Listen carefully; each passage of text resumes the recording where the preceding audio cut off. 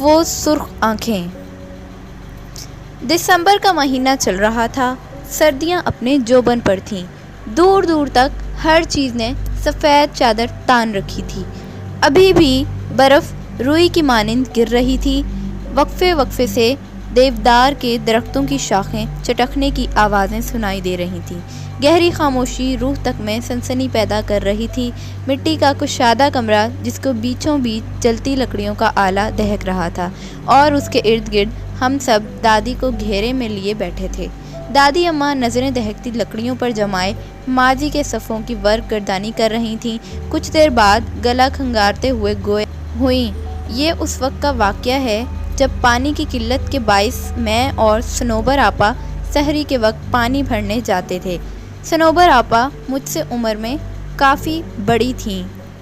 سنوبر آپا کبھی آذان سے پہلے اور کبھی آذان کے فوراً بعد پانی بھرنے کے برتن لیے آتی اور ہمارے گھر کی دیوار پر برتن سے ضربیں لگاتی۔ چونکہ میرا بستر دیوار کے ساتھ ہوتا، اس لیے میں فوراً اٹھ جاتی، اپنے برتن اٹھاتی اور باہر آ جاتی۔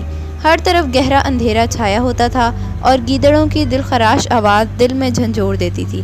دل میں ڈھیروں خوف لیے ہم سہج سہج کر قدم بڑھائے جاتے تھے۔ گھر تو چونکہ اس زمانے میں اکا دکا ہی موجود تھے اور ہمیں پانی لانے کے لیے طویل مسافت طے کرنا پڑتی تھی۔ جھاڑیوں میں تھوڑی سی ہلچل ہوتی تو ہمارا دل اچھل کے حلق میں آ پہنچتا۔ سنوبر آپا کافی مضبوط اعصاب کی مالک تھیں، جبکہ میں کافی ڈرپوک واقع ہوئی تھی۔ پانی لانا میری مجبوری تھی، کیونکہ گھر میں ایک بوڑھی ساس تھی اور 3 بچے، میری ایک بیٹی اور 2 بیٹے۔ شوہر تو روٹی کمانے کے سلسلے میں باہر نکلتے تو مہینوں بعد ہی واپس لوٹتے تھے۔ آگے آگے سنوبر آپا ہوتی تھیں، جبکہ پیچھے میں ہوتی تھی، اور کبھی کبھار تو مجھے واضح محسوس ہوتا تھا کہ میرے پیچھے کوئی اور بھی چلتا آ رہا ہے۔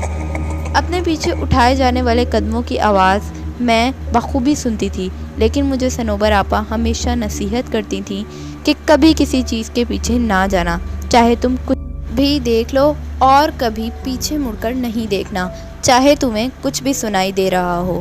میں نے ان کی بات کو دل پر نقش کر دیا۔ میں اپنے پیچھے قدموں کی چاپ سن کر زور سے آنکھیں بند کر لیتی اور دل میں آیت الکرسی کا ورد شروع کر دیتی، لیکن جب طویل سفر طے کرنے کے بعد بیٹھنے کو جی چاہتا تو یوں محسوس ہوتا جیسے بالکل ساتھ کوئی بیٹھا ہے۔ گردن گھما کر ادھر ادھر دیکھنے پر سوائے اندھیرے کے کچھ دکھائی نہ دیتا۔ ہمارا روز کا آنا جانا تھا۔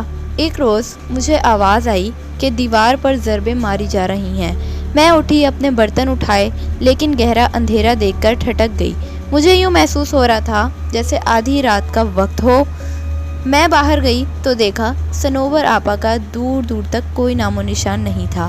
میں نے یہ سمجھ کر قدم رستے میں ٹال دیے کہ وہ زیادہ دور نہیں ہوں گی اور میں ان تک پہنچ جاؤں گی۔ گیدڑوں کی آوازیں پل بھر کو میرے قدم ساکت کر دیتی تھیں۔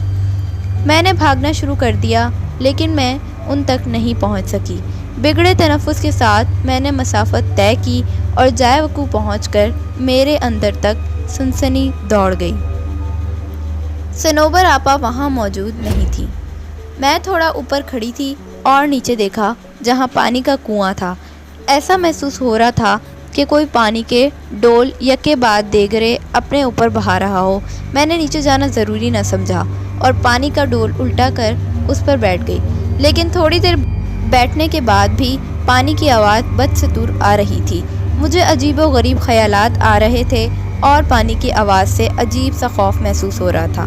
اپنے پیچھے کسی کو محسوس کیا تو میرے جسم پر کپ کپی طاری ہو گئی۔ میں نے لرزتے ہوئے پیچھے مڑ کر دیکھا تو کسی کا نام و نشان بھی نہ تھا۔ وہاں ایک دم سے سناٹا چھا گیا۔ میری حیرت کی انتہا نہ رہی، لیکن عین اسی جگہ اوپر گھنے درخت کی شاخ پر کوئی عجیب سا پرندہ بیٹھا مجھ پر نظریں گاڑے ہوئے تھے۔ عجیب قسم کا پرندہ تھا، میں نے کبھی ایسا پرندہ نہیں دیکھا تھا۔ اس کا سارا بدن کالے بالوں سے بھرا ہوا تھا۔ اس کی سرخ آنکھیں دیکھ کر میں نے دہشت کے مارے بھاگنا شروع کر دیا۔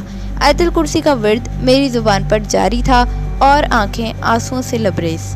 میں نے 1 منٹ کے لیے بھی راستہ میں رکنا مناسب نہیں سمجھا اور اپنے گھر کے پاس پہنچ کر دروازے کی طرف ہاتھ بڑھایا ہی تھا کہ اسی وقت صنوبر آپا اپنے گھر کا دروازہ کھول کر باہر نکل آئیں۔